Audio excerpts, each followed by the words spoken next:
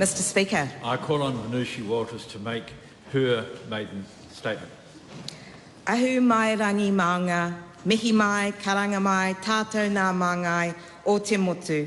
Nā kaitiaki o nā tika tangata, te ati awa tangata, tēnā koutou, tēnā koutou, tēnā tātou katoa.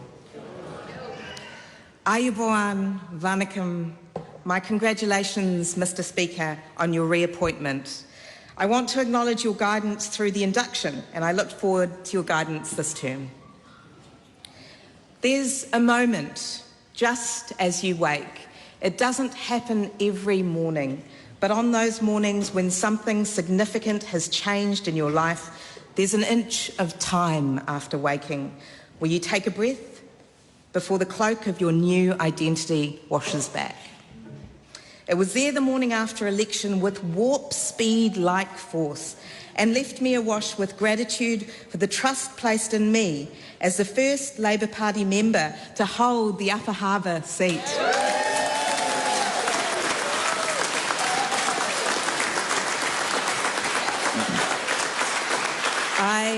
I can't claim the privilege of being the first MP of Sri Lankan descent.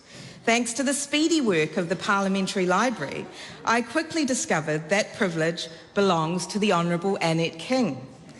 However, I am the first Sri Lankan-born member of New Zealand's Parliament, and I'm incredibly humbled to be joining a values-based, not to mention enormous Labour caucus. I'm also proud to serve under the leadership of the Right Honourable Jacinda Ardern, or as my kids call our extraordinary Prime Minister, your work friend. She's someone I deeply respect and admire. That experience of the inch of time and the rush of a new cloak of identity have become markers for my memory. I felt the rush waking up as a 6-year-old in an apartment at the crest of the terrace, connecting with the fact that I was now not only a Sri Lankan but also a New Zealander, my family having arrived in 1987. I felt the rush waking up the morning after my mother told me Richard de Zoysa's story. Richard was my father's second cousin, a journalist in Sri Lanka killed in 1990 as a result of his courageous criticism of the then government. The cloak that morning arrived like a wave of outrage. Surely people weren't being tortured and killed by their own governments. And if they were, the cloak demanded I do something about it. It was a story and a feeling that began a 27-year journey in human rights advocacy for me. There is still so much to be done for human rights protection in many countries around the world, because Manida Uremehel ane Vurukum Sundamanadu, Manava Hemikam Sialantama Aiti, which means in both Tamil and then Sinhala, human rights belong to all. The rush of the cloak was there when I first nervously woke up as a qualified lawyer.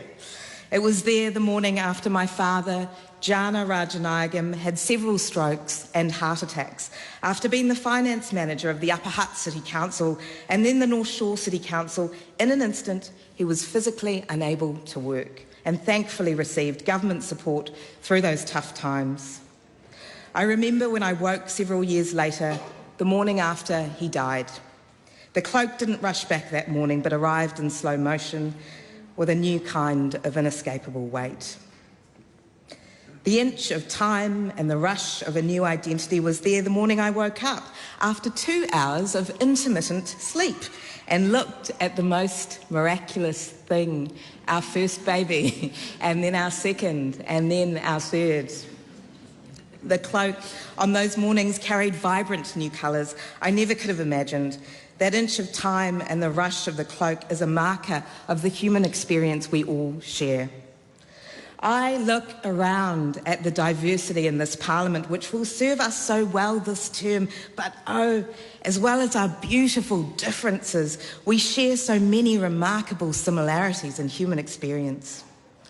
During my time in community law, with Amnesty International and at the Human Rights Commission, I've had the privilege of hearing many people's stories.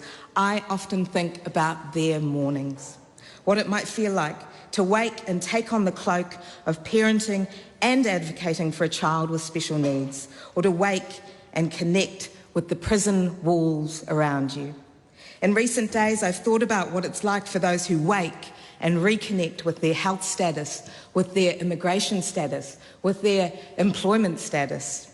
We might not be able to relate to the weight of all the cloaks others wear, but that we can relate to that feeling from the inch of time to the rush of the cloak. It's our door to connection, conversation, understanding, and respect. In this House especially, we have an obligation to consider deeply the impact of everything we stitch to or fail to stitch to the cloaks that New Zealanders wear. Mr. Speaker, there is another experience we all share, and it's something described well through a conversation two of our boys had in the back seat of the car. We'd just come home from a concert and the conversation went a bit like this. Elliot, did you feel it? Luca, feel what? Elliot, the electricity. What they were discussing was that feeling you get when you hear that special piece of music or you're watching that movie and the storyline and music rise to catch your heart. We've all felt it. Some of us get to feel it often. I've felt it marching with women's rights activists in Nepal and Manila, watching a mum catch her breath with pride as her daughter speaks quietly but with conviction about being discriminated against during a mediation. The electricity didn't seem to stop when I stepped on board the majestic Rainbow Warrior 2 for an interview as a climate campaigner, and it was there, buzzing through a pile of hundreds of letters that sat on the floor of a hotel lobby in Mexico, saved by a former prisoner of conscience, sent by strangers to win him his freedom, and they had. It was there with unhelpful giddiness when I walked in to sit my final exams at Auckland University and then at Oxford. The electricity danced across the room in Johannesburg as young human rights activists talked, cried, and shared visions of hope about the future of human rights. It was there embodying possibility, listening to stories about my great-grandmother, Naysum Sarawanmuttu, the second woman to be elected to the State Council of Ceylon in 1931. This is a feeling we should all have in the work we do and in the relationships we hold. This is the great ambition for all New Zealanders, not only to ensure that we look out for each other when times are tough and we must, but to support and connect people with the things that will bring that electricity. Young people should know that as we address the challenges of the coming years, there is a place for their hearts as well as their heads and their hands in the future of employment. When I was a young person, I went to hear Dame Kath Tizard speak at a women's rights conference. She talked about visiting a primary school where a 5-year-old boy puts up his hand and asks, "When you were young like us, did you want to be Governor-General?" And she replied no and asked him, "Why do you want to be Governor-General when you grow up?" To which the little boy spat out, "No, I'm not a girl."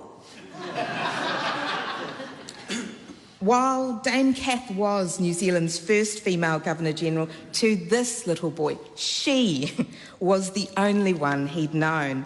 And the story has always reminded me that not only can great change happen in one generation, but time and time again it does. And there is much that still needs to be done. We have an obligation to continue to address racism and discrimination. Where voices aren't represented at decision-making tables, we have an obligation to shake the tables.